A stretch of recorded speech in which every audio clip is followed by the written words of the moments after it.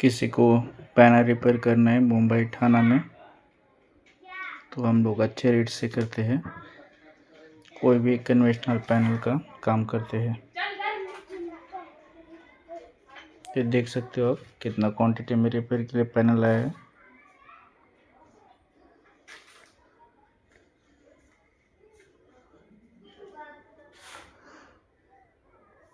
कोई भी रिपेयरिंग का काम हो तो कांटेक्ट कर सकते हो।